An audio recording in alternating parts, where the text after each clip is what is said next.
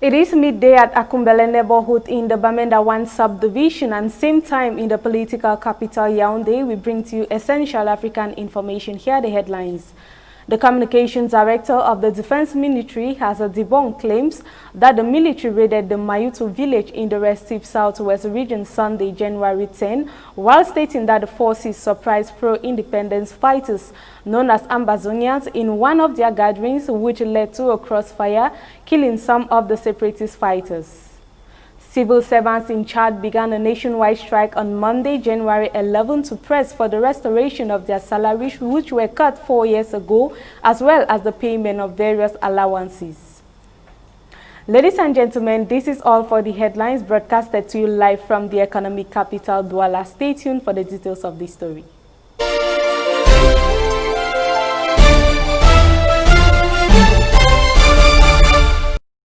Good afternoon and welcome back. The Ministry of Defense has denied claims that the military opened fire on unarmed civilians in Mayutu village in the southwest region on Sunday, January 11, after social media was stormed with images of at least 9 people shot dead in the raid, including women.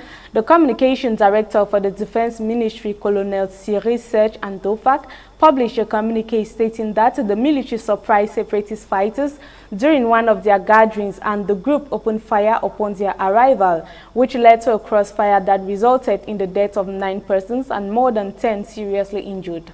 France has also issued a statement condemning the Sunday, January 10th attack as she criticized use of force against civilians and demand facts of the unjustifiable crime to be clarified. Cameroon COVID-19 Douala now has 9 pandemic diagnostics and control centers as decided by the regional health authorities at a time when the pandemic is on the rise in the city, as reported by Sandra Ndumbe. COVID-19 screening tests will now be carried out in all health districts of Douala, so decided by the regional health delegate for the littoral. These tests, announced Dr. Albert Mambo Maka, will be carried out in 9 diagnostics and control centers or by mobile teams. In accordance with the instructions of the regional health delegates, Douala General Hospital and Nakentini Hospital, with approved laboratories, will now take care of the analysis of samples from the 9 diagnostic centers. The activation of the strategy to fight the pandemic in Douala comes at the time when cases of contamination are increasing. According to coastal health authorities, the resurgence of COVID-19 is due to the relaxation of barrier measures, a situation which led the governor of the region to appeal for the recovery of the populations. On January 5, Samuel Dieudonné Ivahadiboa and the regional public health delegate launched the second awareness-raising strategy to avoid a new wave of contamination. It consists in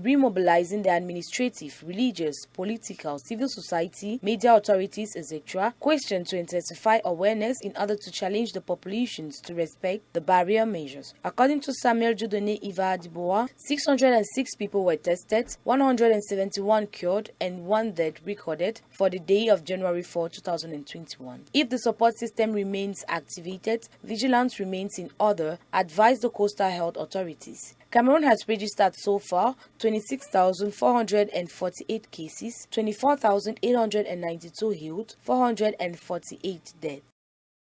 President Cyril Ramaphosa addressed the nation at 8 p.m. on Monday on developments in relation to the country's response to the coronavirus pandemic. The address follows a meeting of the National Coronavirus Command Council, that's the NCCC, the President's Coordinating Council, PCC, and the Cabinet. President Ramaphosa also hosted a virtual engagement on Sunday between government and interfaith leaders on the COVID-19 risk-adjusted strategy in an attempt to strengthen the national effort responding to the shifting pandemic. This engagement focused on the unfolding pandemic in the country and on the continent, including efforts to secure vaccines for all. The President's address will be broadcasted or was broadcasted and streamed on a range of platforms that are accessible to South Africans and the international audience. Civil servants in Chad began a nationwide strike on Monday, January 11, 2021 to press for the restoration of their salaries, which were cut 4 years ago, as well as the payment of various allowances. The following compiled report tells us more.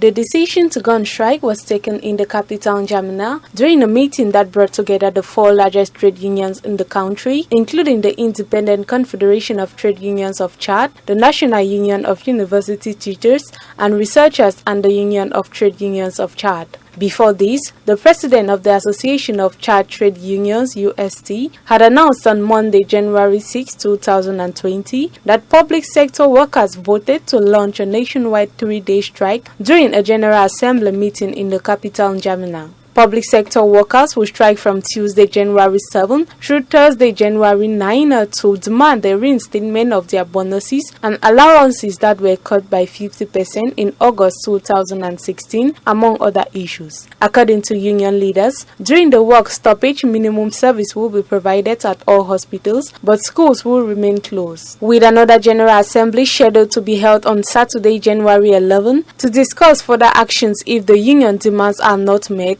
2021 strike action is as a result of this general meeting. Workers will stay at home during the 3 days peaceful protest, but are called upon to take to the streets if nothing is done to remedy their demands. Minimum services are expected to be provided at hospitals, which will experience long waiting hours and cancellation of appointments. Union members voted to strike after negotiations with the government broke down on Saturday, January 4, 2020. Workers are also calling for the government to lift a 50% reduction in specific general increase, the AGS, that were put in place in January 2017. Since 2016, strike actions initiated by both teachers, students and health workers have crumbled the economy, even though President Idriss Déby had promised to take legal actions against any striking civil workers. In 2016, the teachers' protest that frustrated over 3 million students was cut off shortly after a year when the Minister of National Education ordered the resumption of classes. With the government of Idriss Déby failing to keep its promise, yesterday's strike action that commenced is promised to last longer. Jihadist fighters have killed 13 soldiers in northeastern Nigeria, 2 army sources told international news agency on Monday. Heavy gunfire and rocket-propelled genocide hit a military convoy in Gazengana village in Yobe State on Saturday, but the Nigerian army, which turns to give far low official figures for losses, said on Sunday that 28 jihadists had been re-authorized and only 1 soldier had died. The convoy was headed for a military base at Buniyadi, another 20 kilometers from Damaturu, said the second army source, who gave the same death toll. The attack was blamed on the Islamic State West African Province Group, and affiliated of the Islamic slave group ISWAP was linked to Boko Haram until it split from the group in 2016. Nigeria has a focus on a Borno state where the Boko Haram group is also active. At least 36,000 have been killed in the 11-year conflict and about 2 million have been displaced from their homes. The violence has also spread into neighboring Niger, Chad and Cameroon. A regional coalition is in action to fight the militants. Ladies and gentlemen, this is the package we gathered for this midday edition. Thanks for staying tuned. It has been essential African information from this end. Up next is Le Journal de 13h. Stay tuned and have a good day.